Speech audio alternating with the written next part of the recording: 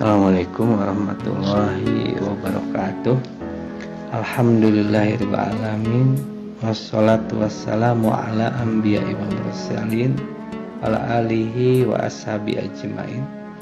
Kaum muslimin yang berbahagia, dari pembahasan yang lalu tentang surat Al-Ahzab 41 sampai 44, di mana Allah telah memberikan janji surga kepada orang yang membiasakan dirinya berzikir.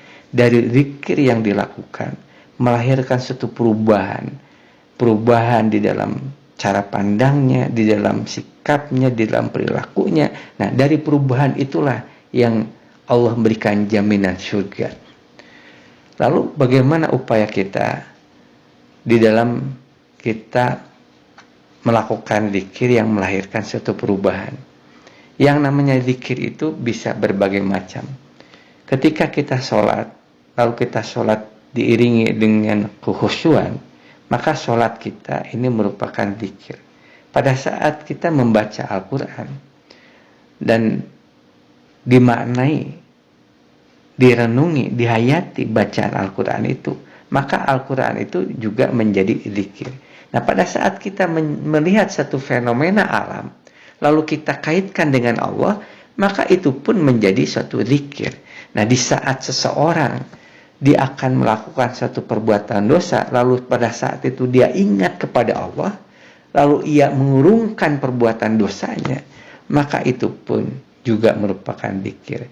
Nah, termasuk zikir adalah membaca tasbih. Di dalam surat Al-Ahzab disebutkan wasabbihuhu bukrata wa asila, dan bertasbihlah di pagi hari dan di petang hari. Nah, bagaimana ucapan tasbih yang kita baca melahirkan satu perubahan? Kalau kita baca tasbih, yang itu merupakan asma Allah, subhanallah, subhanallah, maha suci engkau ya Allah, maha suci engkau ya Allah, maha suci engkau ya Allah, di mana di dalam tuntunan membaca zikir harus dibaca dengan hati, bukan hanya lisan, tapi diiringi dengan hati. Ucapan pernyataan subhanallahnya itu diiringi dengan perenungan, diiringi dengan penghayatan. Lalu kita baca berulang kali subhanallah, subhanallah, maha suci engkau ya Allah, maha suci engkau ya Allah. Nah, ketika kita terus-terusan mengucapkan tasbih dengan diiringi dengan hati ini, maka secara tidak terasa di dalam hati ini ada suatu tarikan menuju kepada nilai-nilai kesucian. Karena apa? Karena dia yakin dia akan bertemu dengan Allah yang maha suci. Nah, apakah dia menjadi sosok yang layak, pantas ketika bertemu dengan Allah yang maha suci? Padahal dia tidak tahu kapan umurnya, kapan Allah masih memberikan kesempatan hidup di dunia. Karena dia tidak tahu kapan umurnya, berarti dia harus mempersiapkan setiap saat. Karena kalau sampai pada ajalnya, dia akan kembali kepada Allah dalam keadaan yang dia sudah siap menjadi orang yang layak, pantas bertemu dengan Allah yang maha suci. Nah, apa yang dimaksud dengan nilai-nilai kesucian itu? Nilai-nilai kesucian itu adalah tidak lain Al-Quran, di mana Allah telah menyebutkan di dalam beberapa ayat bahwa betapa Al-Quran itu adalah nilai-nilai kesucian. Di dalam surat Al-Bayyinah ayat 2 disebutkan suhufam mutahharah. Al-Quran itu merupakan lembaran-lembaran yang suci atau lembaran yang disucikan.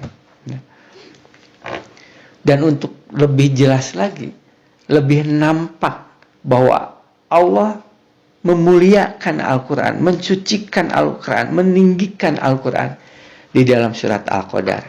Pada saat Al-Quran turun dari Lauh Mahfud ke langit bumi, yang kemudian dikenal itulah yang disebut dengan Lailatul Qadar, malam kemuliaan. Ya, wa ma adraka ma Lailatul Qadar, dan tahukah kamu apakah malam Lailatul Qadar itu? Lailatul Qadri khairum min alfis sahrin. Malam Lailatul Qadar itu lebih baik dari 1000 bulan. Jadi Allah memperlihatkan betapa dimuliakannya Al-Quran, sehingga ketika malam turunnya Al-Quran itu dari Lauh Mahfud ke langit bumi, nilainya lebih dari 1000 bulan. Dan bukan hanya itu, para malaikat pun tanazzalu malaikatu waruhu. Seluruh malaikat termasuk juga aruhu, yaitu pimpinannya malaikat, yaitu malaikat Jibril, semua berkumpul menyambut turunnya Al-Quran. Jadi menggambarkan nampak Al-Quran itu ditinggikan oleh Allah, dimuliakan oleh Allah. Nah, di dalam surat At-Takwir ayat 15 sampai ayat 21, Allah menjelaskan tentang malaikat Jibril. Siapa malaikat Jibril itu? Malaikat Jibril itu yang menurunkan Al-Quran dari langit bumi kepada Rasulullah secara berangsur, yang dimulai dari surat Al-Alaq ayat 1 sampai 5. Nah, siapa malaikat Jibril itu? Malaikat Jibril itu bukan sembarangan malaikat. Malaikat Jibril itu adalah pimpinannya malaikat. Nah, di dalam surat At-Takwir ayat 15 sampai 21 ini Allah menyatakan, dimulai dengan pernyataan sumpah. A'udzubillahi minasyaitonirrajim. Fala uqsimu bil khunnas. Maka sungguh aku bersumpah dengan bintang-bintang. Ajawaril kunnas, yang beredar dan yang tenggelam. Walaili idza as'as, dan malam apabila telah gelap gulita.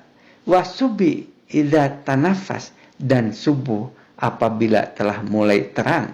Innahu, sesungguhnya Al-Quran ini, laqaulu, sungguh ini merupakan ucapan rasulin, utusan yang tidak lain malaikat Jibril, karim, yang maha yang mulia.